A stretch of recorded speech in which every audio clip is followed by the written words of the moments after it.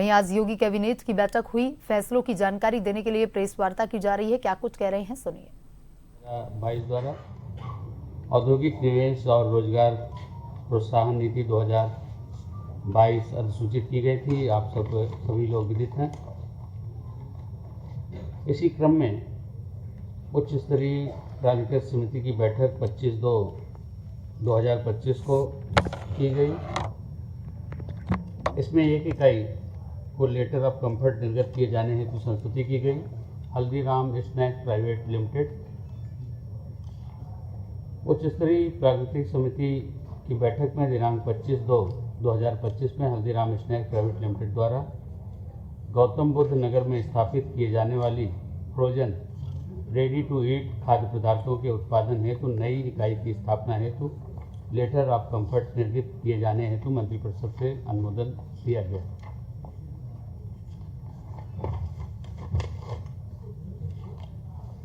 एक दूसरा प्रस्ताव है जो प्रदेश की अर्थव्यवस्था को तीव्र एवं संतुलित विकास, राष्ट्रीय तथा अंतर्राष्ट्रीय स्तर पर प्रतिस्पर्धी निवेश गंतव्य के रूप में स्थापित करने के दृष्टिगत शासन के पत्र 13/7/2017 द्वारा उत्तर प्रदेश औद्योगिक निवेश एवं रोजगार प्रोत्साहन नीति 2017 अधिसूचित की गई थी।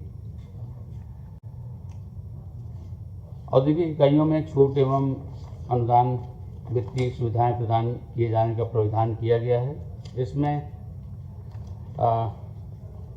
6 कंपनियों का है। 5 का दिया गया, एक में निरस्त किया गया है।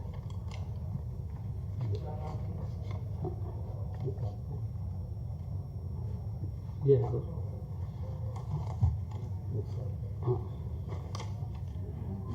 पहला है SLMG beverage private limited Barabanki को अनमन्य वित्तीय प्रोत्साहन सुविधाओं की प्रथम किस्त 38,73,01,888 रुपये की वित्तीय स्वीकृति। Silverton pulp and paper private limited Muzaffarnagar को अनमन्य वित्तीय प्रोत्साहन सुविधाओं की प्रथम किस्त 1,88,99,905 रुपये। मिसेस ACC लिमिटेड को अनमन्य वित्तीय प्रोत्साहन सुविधाओं की प्रथम किस्त 17,28,07,828। Mrs wonder cement limited Aligarh को अनमन्य वित्तीय प्रोत्साहन सुविधाओं की प्रथम किस्त 38,32,30,659। मून बेवरेज हापुड़ को अनमन्य वित्तीय प्रथम किस्त की धनराशि 8,68,31,672 रुपये की वित्तीय स्वीकृति। मिसेस ACC लिमिटेड सोनभद्र की LOC को निरस्तीकरण किया गया।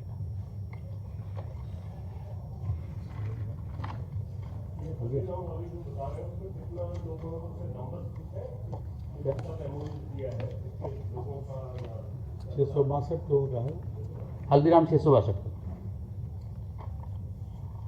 ये तमाम जो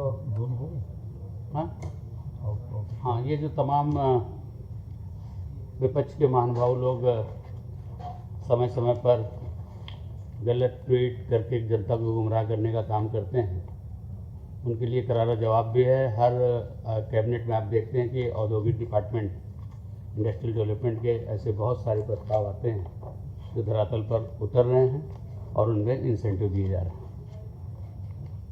ठीक है,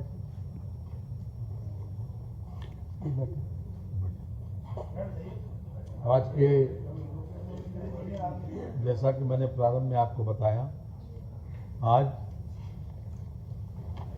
जो कैबिनेट के समक्ष जो प्रस्ताव आया है, प्रस्ताव संख्या 6 एक्स अग्निवीर को समायोजित करने के लिए उत्तर प्रदेश पुलिस आरक्षी, PSC आरक्षी, घुड़सवार और फायरमैन की सीधी भर्ती में 20% पदों पर आरक्षण देने के संबंध में आपको अच्छी तरह से मालूम है कि एक बहुत महत्वाकांक्षी योजना भारत सरकार अग्निपथ लाई थी, जिसके तहत अग्निवीर को रोजगार देने के उससे और हर तरह से उनको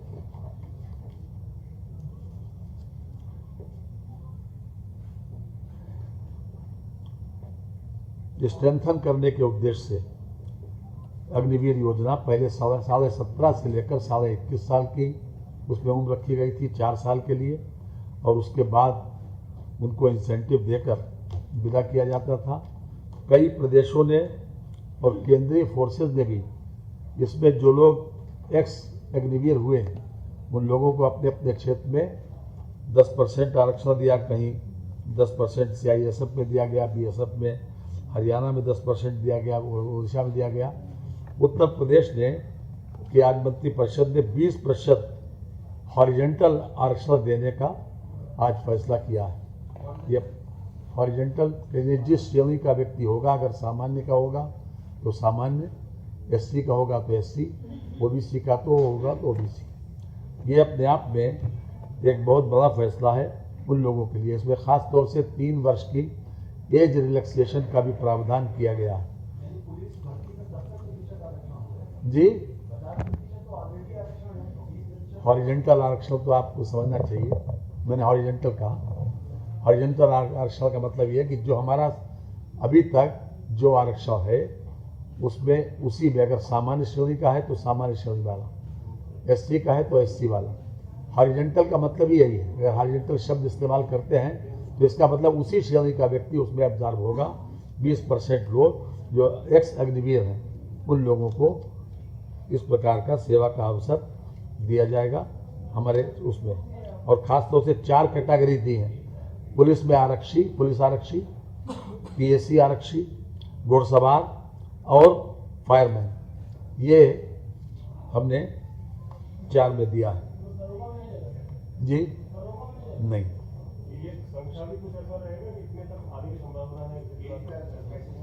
3 साल जी, पहला बैच 26 में आना। ये उन लोगों को रिहेबिलिटेट करने के लिए, वो लोग तो अलग अलग, उनको चूँकि अग्निवीर से रिटायर होने के बाद लगभग 12 लाख रुपया मिलेगा सरकार की ओर से, तो वो कोई काम कर सकते हैं। और चूँकि हमारे पास एक ट्रेंड फोर्स हमको मिलेगी, इसलिए आरक्षण की व्यवस्था 20% की गई। जी, मैं जो उत्तर प्रदेश के हूँ, उत्तर प्रदेश के अभी कोई संभावना नहीं। अभी क्या, अभी तो आए नहीं तो संभावना क्या। 20% है भाई। जब 20% कह रहे हैं तो उसको बाकायदा 20%, 20।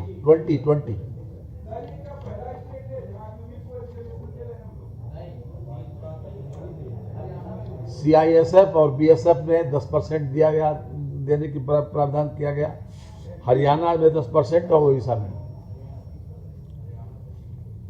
ये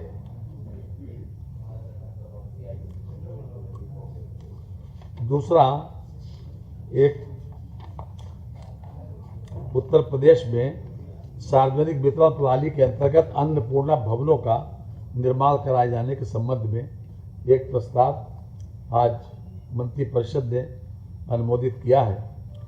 ये अपने आप में एक बहुत अच्छा इनोवेटिव स्टेप था। हमारे मुख्यमंत्री जी ने 2023 में इसको प्रारंभ किया कि अन्नपूर्णा भवन, अभी तक जो राशन की दुकानें थी, सार्वजनिक वितरण प्रणाली के अंतर्गत जो दुकानें थी, वो कहीं गली में, कहीं किसी ऐसी गली में कि जहाँ पर जाना भी बहुत दुर्लभ होता था।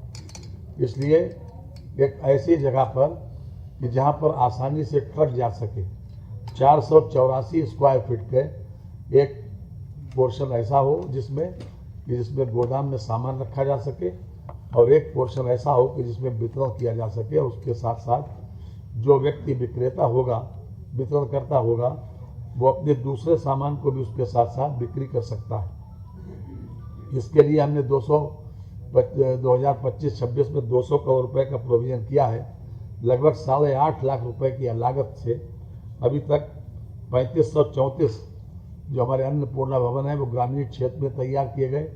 इसमें खास तौर से अभी तक प्रोविजन ये था कि हम मनरेगा के माध्यम से इसको, मनरेगा के माध्यम से, जो मनरेगा फंड से इसको तैयार कर सकते थे। साथ साथ सांसद निधि, विधायक निधि, पूर्वांचल विकास निधि, बुंदेलखंड विकास निधि अथवा राज्य और केंद्र सरकार की योजना में इसका निर्माण किसी भी तरीके से अनुमन्य था। उसके अलावा हमने इस बार 200 करोड़ रुपए का प्रोविजन इसमें भी किया। और ये 2000 निर्माणाधीन है इस समय अन्नपूर्णा भवन। तो एक सार्वजनिक वितरण प्रणाली के तहत लोगों को आसानी से एक स्थान के ऊपर ये राशन का सामान मिल सके, इसके लिए व्यवस्था की जा रही है।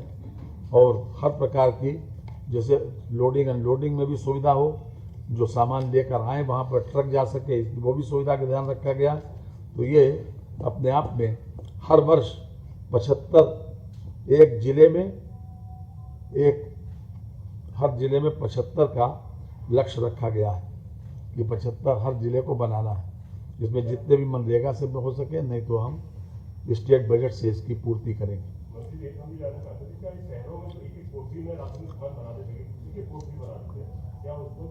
जी जी हाँ, उसमें भी करेंगे, उसमें भी करेंगे। जी जी उसमें भी करेंगे, उसमें भी करेंगे, शहरों में भी करेंगे। और तीसरा है जो Uttar Pradesh bed and breakfast एवं होम स्टे नीति। ये हमारे पर्यटन विभाग की ओर से हमने महसूस किया होगा कि हमारे धार्मिक स्थलों पर या ऐसे स्थानों पर जहाँ पर जो पर्यटन केंद्र के रूप में जाने जाते हैं, उसमें लोगों को आसानी से रहने की सुविधा मिल सके, क्योंकि जितने होटल्स हैं कभी कभी ऐसा होता है कि होटल पूरी तरीके से बुक हो गए, नहीं मिल पाए। तो ये होम स्टे की प्रोविज़न इन्होंने किया है। हमारे जो पर्यटन मंत्री जी हैं वो एक नया प्रस्ताव लेकर आए थे, उन्होंने खास तौर से ये 1 कमरे से लेकर 6 कमरे तक की व्यवस्था की है, क्योंकि 6 कमरे के बाद फिर वो होटल के अंतर्गत आ जाता है, फिर उसके नाम दूसरे हैं, इसलिए 1 से लेकर 6 तक और 12 बेड्स की व्यवस्था भी है जो की गई है, जिसमें एक साथ 7 दिन तक रहने की व्यवस्था की गई है। और ये एक कमेटी है, डिस्ट्रिक्ट मजिस्ट्रेट और पुलिस अधीक्षक या उसके प्रतिनिधि के माध्यम से जिलाधिकारी इसके अध्यक्ष होंगे, और गृह विभाग का पुलिस अधीक्षक का एक वो स्वयं या उनका एक नॉमिनी या फिर कर अधीक्षक नगर निगम नगर पालिका अथवा ग्रामीण क्षेत्र में जिला पंचायत ग्राम पंचायत का एक सदस्य और अग्निशमन अधिकारी अथवा उसके द्वारा नामित एक प्रतिनिधि और जिला पर्यटन अधिकारी पर्यटन विभाग का जो इसमें सदस्य सचिव होगा।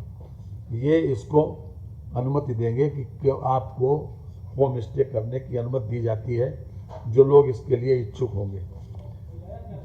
जी किराया तो वो लोग तय करेंगे आपस में।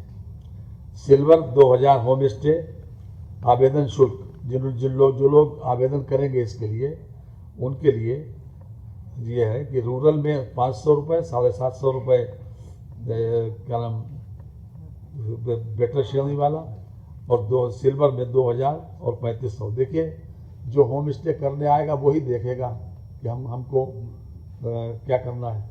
अभी तो ये नई योजना है, ये शुरू होने जा रही है, इसलिए अभी तो ये निगोशिएबल रहेगा।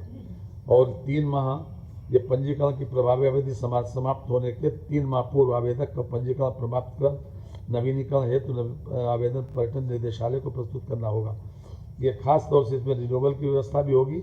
अगर 7 दिन से ज़्यादा कोई ठहरना चाहे तो उसमें रिन्यूअल की व्यवस्था भी होगी। लेकिन ये अपने आप में हमारे सामने जो कभी कभी ऐसी समस्या आती थी कि चाहे बनारस हो, चाहे अयोध्या हो या मथुरा हो, कि उसमें होम स्टे करने की एक प्रोविज़न अनुमन्य कर दिया गया। और मैं समझता हूँ कि इससे हमारे श्रद्धालुओं को और जो टूरिस्ट हैं उन लोगों को काफ़ी सुविधा मिलेगी। और एक तरफ दूसरे लोगों को जिनके पास खाली मकान पड़ा हुआ है वो अपने 6 कमरे तक इस प्रकार से लोगों को रेंट आउट कर सकते हैं। मैं समझता हूँ कि इसमें रोजगार उनको लोगों का एक तरीके का रोज़गार भी मिल जाएगा, आमदनी भी बढ़ जाएगी। इसके अतिरिक्त